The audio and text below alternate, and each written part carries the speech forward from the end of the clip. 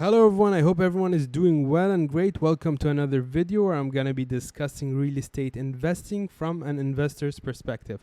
I'm going to be going through why to invest in real estate, what's the plan in investing in real estate, where do I find my properties to invest in real estate, how do I do my analysis before investing in real estate, and some practical considerations as an investor. So if you notice here, I've mentioned as an investor, from an investor perspective, quite like 2 times. Why did I do that? So basically, when I was starting out, I was looking for real estate to invest in. I needed to educate myself, right? So I was looking through the internet. I was searching on Google and YouTube and reading books, basically. And I noticed that all those information put out there were either by brokers, real estate agents, or developers, or someone who would get a benefit if I invested in real estate. So what I'm trying to do here in this channel is to put out content from an investor's perspective where I have no bias, I have no benefit of you investing in real estate. So this is purely educational. And here comes a disclaimer where everything I put here is educational. This is not financial advice. Do your own research and before investing and look what suits you well. So let's get into the content. Yeah, before I start, basically what I'm trying to do here, I'm not going to go in details through each question. So what I'm trying to do here is I'm going to build a series for real estate investing. I'm going to tackle each question in more details. And you're going to be seeing an improvement on this channel where I'm going to be changing my delivery style. I'm not going to be using flowcharts anymore. I'm going to be using presentations, which I believe is much better to explain the content. So let's get straight into this. So why do you invest in real estate? The biggest question is here, it's true that you hear a lot of people telling you, okay, you should invest in real estate, but why should you invest in real estate? What's the reason? So real estate is basically known to be a low risk and kind of low return asset, right? If you remember in my first video, in the money systems video, where we had different money elements, we had active and passive money elements, and real estate was an passive element, right?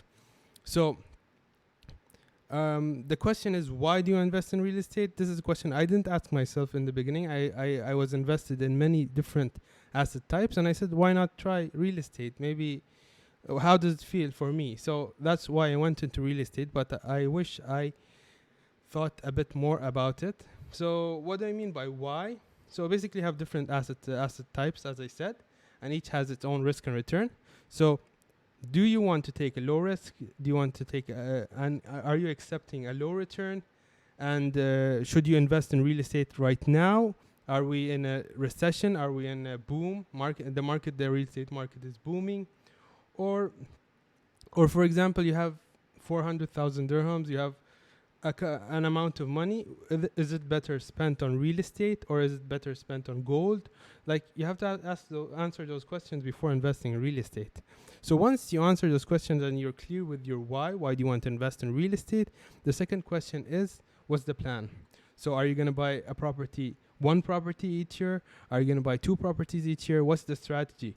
Are you going to buy one property and pay it off and make that property pay for another property, meaning that your assets are paying for your assets? Or what's the plan? Basically, how many properties do you want? How much passive income do you want? How much risk you're willing to take, and so on. Then comes the question of, where do I find my properties? Okay, I know my why. I understand why I want to invest in real estate. I know my plan. I want to buy one piece of property each year. And then we need to ask, where do I find these properties? So basically, you can find them on websites. You can contact a real estate broker, but be aware of that because you need to know who you're dealing with.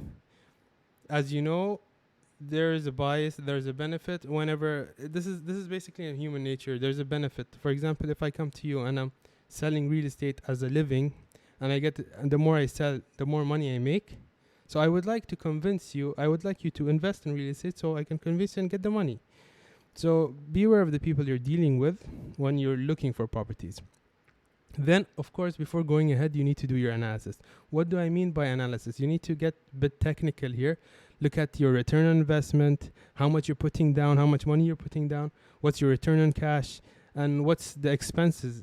Basically, you have 3 major parts here. You have the expenses, the income, which is your rent or the capital appreciation, and also you have the cash flow. So you need to focus. I'm going to go into details for each part of this, the analysis basically for each part in a future video. Definitely I'm going to do that. So I'm going to also pull up what I did for my first property, my second property, and so on, and what I learned, what should be done. And finally, the practical considerations as an investor. So as an investor, what are some practical considerations?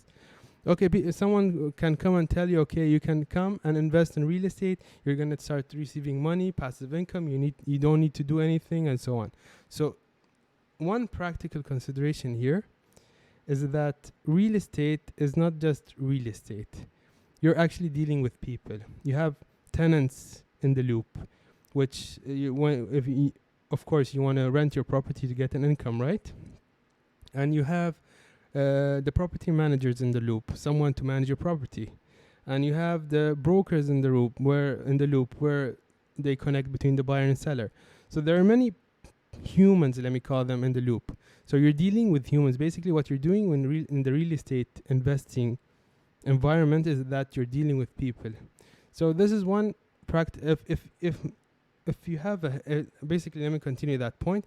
If you have an issue with dealing with people daily, because some people do have issues with people and would like to stay aside, that's why most people trade.